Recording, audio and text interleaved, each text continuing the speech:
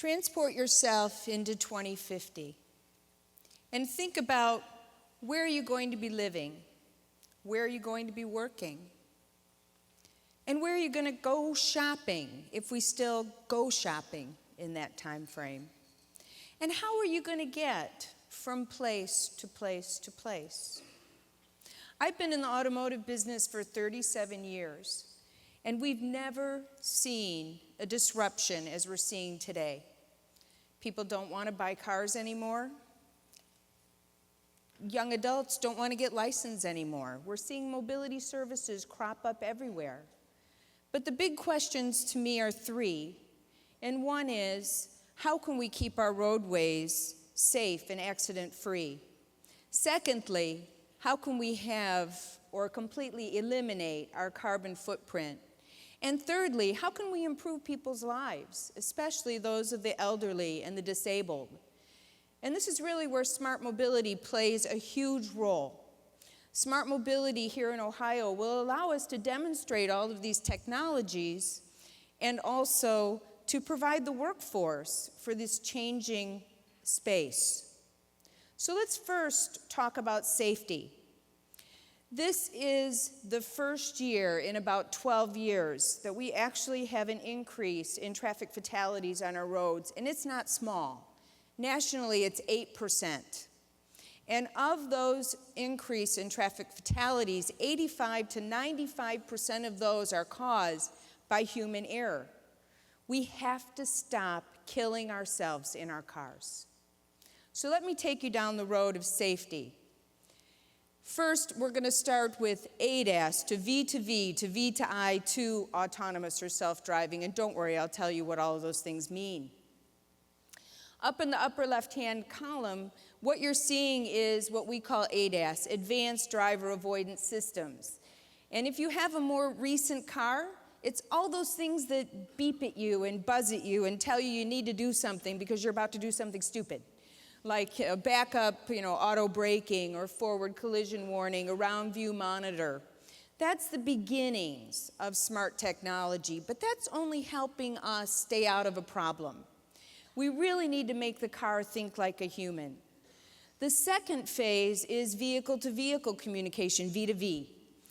These are the vehicles communicating so that you know what each other are doing, and you can avoid, again, when the car beeps at you, some potential situation. Then there's V to I, vehicle to infrastructure. And in this case, it's really syncing with the signals to allow us to move more efficiently, and also syncing with pedestrians and or construction zones to keep those around us safe. And this is really just the beginning. Now we need to apply the human intelligence, make the product think like a human so it can drive itself.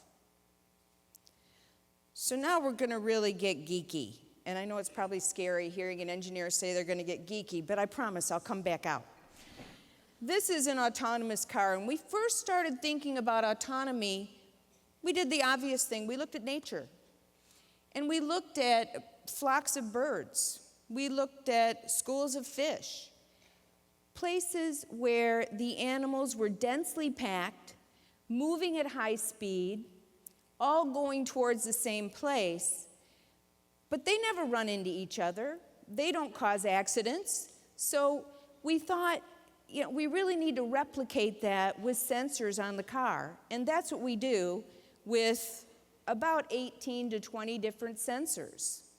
The first and probably most important is LiDAR, also the most expensive one, which is light detection and ranging.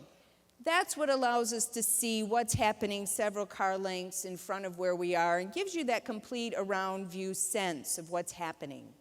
Radar, everybody knows what radar is from the weather, I hope. The signals come back and forth. We can measure distance and velocity with radar.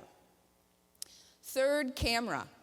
Everyone has a camera. We all know what they are. There's usually between 4 and 6 of them strategically mounted so that the car can see 360. Your mother wasn't the only one with eyes in the back of her head. And next, GPS mapping so that we know where we are on the roadways. Some manufacturers use it a lot. Some don't use it so much. Every company has their own philosophy. We take all of the data from all those sensors and create the programs that allow the cars to drive themselves. You see a couple of examples on the screen behind me. The question is, and why do we need to do more testing and evaluation, is we don't know what's going to happen when a Google meets a Ford or a GM meets a Ford. Every car is programmed to think differently. We need to know how they're going to interact. We need to put them out on the roadway and try it out. And then the other complication is we're going to have dumb cars out there for a while that don't have any of this technology, at least 11 to 15 years, maybe longer, because the average age of our car today is about 11 years. And we have to know what's going to happen when these smart cars interact with the dumb cars as well. So the Ohio Smart Mobility Initiative, which you're seeing in a drawing behind me that you probably can't see, one of the assets of the university is the Transportation Research Center, which is a 4,500-acre proving ground just out in East Liberty, Ohio. And that's a contained test site where we can test all kinds of products, and not just cars, but we can test trucks, we can test ag equipment, we can test drones, because in the new reality, all of these products are going to be sending up data, 5 petabytes per second of data, that has to be analyzed, understood, and they each have to do what they're supposed to do. So a contained test bed there, a contained test bed on the south side of Columbus at the new Spark Stadium, which is another 47-acre site, and in between over 30 miles of roadway that we can test all kinds of products and see what's going to happen and learn from that. We have to use machine learning and make the cars learn and understand. I talked about some other elements, so let me go into those. When we look at what's happening with our cities, urbanization, by 2050, 85% of the world's population are going to be in cities with 10 million people or more. That's huge, and we have to figure out how we're going to move people and goods in and out of these kinds of congested areas. And we have to do it again with zero carbon footprint. Truck platooning, an example here where the first truck has a driver, the last truck has a driver, all those in between do not. We can save between 7 and 20% fuel economy. Secondly, even in a traffic jam, there's about 20% of the roadway that's not being utilized. We don't know where it is, we can't see it as drivers, but these cars can see it. And then the propulsion systems need to be clean. More EVs, more fuel cells, more hybrids, and most importantly, what we use to power those zero-emission products needs to be clean energy in our grid.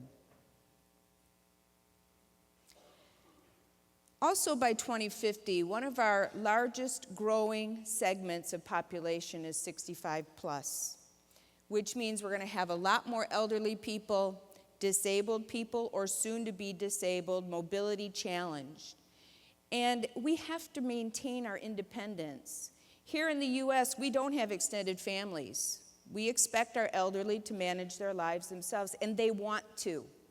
So by providing them not only with a way to get around on the roadways with autonomous products, but personal mobility, automated wheelchairs, other personal exoskeletal devices, everything that allows them to maintain their quality of life, both mental and physical. And then when we think about what this disruption is going to do, you hear a lot of people talking about, as usual when we have disruption, all these jobs are going to be challenged, all these people are going to be unemployed. We have to flip the page and think about all the businesses that are possible in the Internet of Things. And secondarily, with this technology so rapidly approaching, we need to think about how we're going to continue to keep our workforce fully up to speed with what's happening. The continuing education demands are going to be so much more so than the way we operate today. And the opportunities are going to be endless. Columbus is quite clever.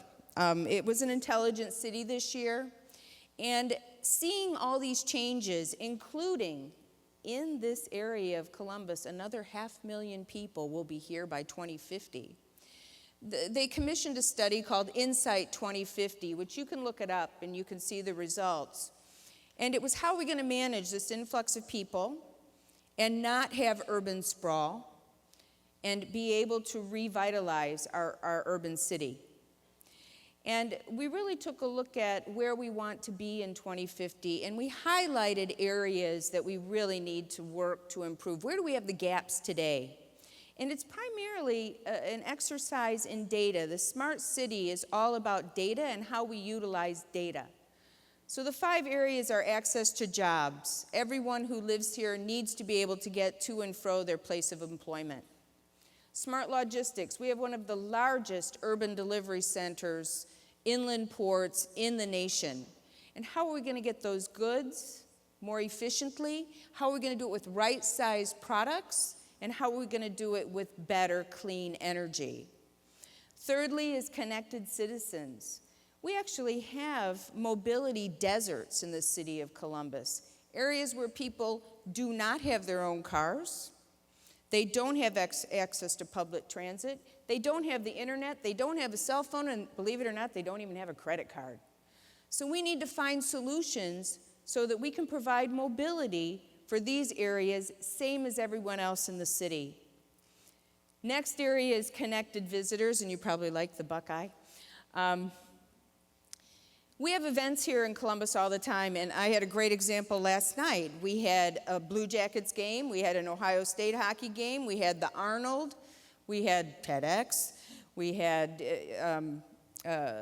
additional things going on, and all it was a huge bottleneck everywhere around campus. You could hardly get around.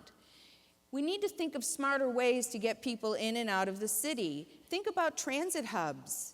Think about people parking far away and being shuttled in autonomous kinds of products. We need to manage that, again, zero carbon. And lastly, sustainable transportation. We need to do more in the area of zero emissions in our products. Columbus is going to make this happen. We're all engaged to make it happen. So let me leave you with just one thought, and I call it 000. 0 accidents and fatalities, 0 carbon footprint, and 0 stress, access for all. Thank you.